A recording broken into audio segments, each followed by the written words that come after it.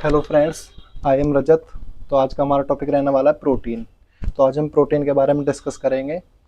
तो सबसे पहले समझते हैं कि प्रोटीन है क्या। तो प्रोटीन अमीनो एसिड से बने होते हैं जो बॉडी के लिए बिल्डिंग ब्लॉक्स का काम करते हैं। प्रोटीन्स मसल्स बनाने में, सेल्स को रिपेयर करने और एंजाइम्स और हार्मोन्स बनाने में मदद करते हैं। प्रोटीन एक मैक्रो न्यूट्रिएंट है जो हर जिंदा ऑर्गेनिज्म के लिए बहुत ज़रूरी होता है। तो अब समझते हैं कि प्रोटीन लगाते क्यों हैं। तो प्रोटीन सिंपल सा बेसिक तो यही है कि न्यूट्रिशन वैल्यू फाइंड आउट करने के लिए हम प्रोटीन लगाते हैं।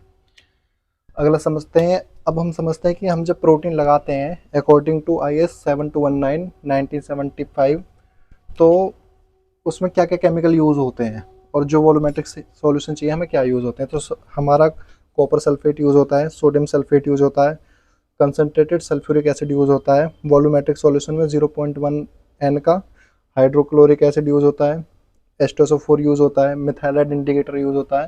ये सारी चीज़ें हमारे, और जो टाइट्रेशन करते हैं NOH से वो NOH यूज़ होता है 0.1 का। तो ये सारी केमिकल और वॉल्यूमेट्रिक सॉल्यूशन की हमें नीड होती है अकॉर्डिंग टू IS 7219 प्रोटीन लगाने के लिए। तो अब हम समझते हैं कि प्रोसीजर क्या है प्रोटीन लगाने का। तो ये समझते हैं कि हम IS 7219 के अकॉर्डिंग प्रोटीन का सबसे मोस्ट इम्पोर्टेंट IS यही है। तो जो सबसे पहले सैंपल वेट लेंगे। सैंपल वेट 0.7 ग्राम से 2.2 ग्राम के बीच में हम सैंपल वेट लेते हैं। उसके बाद उसमें 0.5 ग्राम क्यूप्रिक सल्फेट डालते हैं, प्लस 10 ग्राम उसमें हम सोडियम सल्फेट डालते हैं। ये सारा मिक्सचर डालने के बाद जेल डाल में, उसके बाद हम उसमें कंसनट्रेटेड 25 ml H2SO4 ऐड करेंगे। जब ये सारी चीज़ें ऐड कर हो जाती हैं उसके बाद हम इसे डाइजेशन पे रखते हैं। ये 2 से 3 घंटे में प्रॉपर डाइजेस्ट हो जाता है। डाइजेस्ट होने के बाद इसे कूल करेंगे। फिर कूल करने के बाद इसमें हम 200 ml वाटर ऐड करेंगे, और वाटर ऐड करने के बाद इसे हम न्यूट्रल करेंगे 40% के NOH से। तो इसमें NOH तब तक ऐड करेंगे जब तक ये न्यूट्रल नहीं हो जाता। न्यूट्रल होने के बाद इसमें फिर थोड़ी सी ग्लास बीट डालेंगे हम। उसके बाद जेल डाल वाला सॉल्यूशन रेडी है। एक हम अलग बीकर लेंगे, उसमें हम 50 ml 0.1 N का H2SO4 डालेंगे।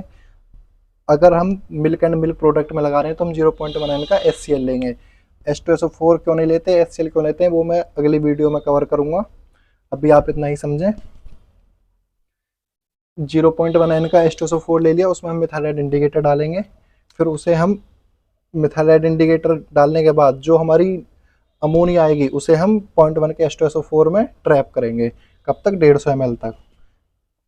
यानी कि 50 ml वो है और 150 ml हमें और अमोनिया कलेक्ट करनी है। यानी कि टोटल जो सॉल्यूशन होना चाहिए वो 200 ml से अबव होना चाहिए, उससे कम नहीं होना चाहिए। जब ये सारा हो जाएगा उसके बाद फिर उसकी टाइट्रेशन होगी 0.1 के सोडियम हाइड्रोक्साइड से। तो ये तो हो गया हमारा सैंपल लगाने का प्रोसीजर। अब हम ब्लैंक लगाने का प्रोसीजर, सिंपल सा ब्लैंक हम ऐसे निकालते हैं कि बीकर में 50 ml 0.1 का H2SO4 लिया। अगर हमने यहाँ पे H2SO4 लिया तो यहाँ भी हम H2SO4 का ब्लैंक निकालेंगे। उसमें मिथाइलाइड इंडिकेटर डाला और उसकी टाइट्रेशन सीधा 0.1 के NOH से कर दी। जो हमारी वैल्यू निकल के आएगी उसे हम ब्लैंक मान लेते हैं।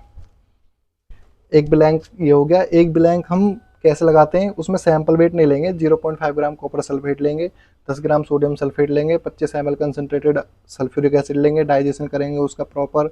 उसके बाद उसमें 200 ml वाटर डालेंगे, 40% का NOH डालेंगे। ये सारी चीज़ें डालने के बाद फिर उसे हम डिस्टिलेट करेंगे वही 150 ml तक। तब उसकी टाइट्रेशन 0.1 के NOH से करेंगे, तब एक वो ब्लैंक वो होता है। तो सिंपल सा ब्लैंक तो हम ये वाला यूज़ कर लेते हैं। वैसे प्रॉपर ब्लैंक वो होता है जिसमें सैंपल नहीं लेंगे और बाकी सारी चीज़ें करेंगे। तो ब्लैंक समझ लिया, सैंपल समझ लिया। अब समझते हैं कि इसकी कैलकुलेशन क्या है। तो सबसे पहले इसकी blank titre volume minus sample titre volume into 1.4 into 6.25 into normality 0.1 के NOH की अपॉन सैंपल वेट। अब समझते हैं, ये तो हो गया इसका फॉर्मूला। समझते हैं कि इसमें 1.4 कहाँ से आया, 6.25 कहाँ से आया। सब जगह 6.25 ही लेंगे। तो जो 1.4 है वो तो हमारा है नाइट्रोजन कन्वर्जन फैक्टर। जो 1.4 है, हम जो बीकर में अमोनिया ट्रैप करते हैं तो उस अमोनिया से हम नाइट्रोजन कन्वर्ट करेंगे अमोनिया को नाइट्रोजन में, तो 1.4 फैक्टर लगेगा नाइट्रोजन का। उसके बाद ये 6.25 है प्रोटीन कन्वर्जन फैक्टर। तो 1.4 लगा के हमने नाइट्रोजन में कन्वर्ट कर लिया। उसके बाद अब नाइट्रोजन को हम प्रोटीन में कन्वर्ट करेंगे तो 6.25 लगाएंगे सीरियल प्रोडक्ट में। अगर हमारा मिल्क एंड मिल्क प्रोडक्ट है तो उसमें हम 6.38 लगाएंगे।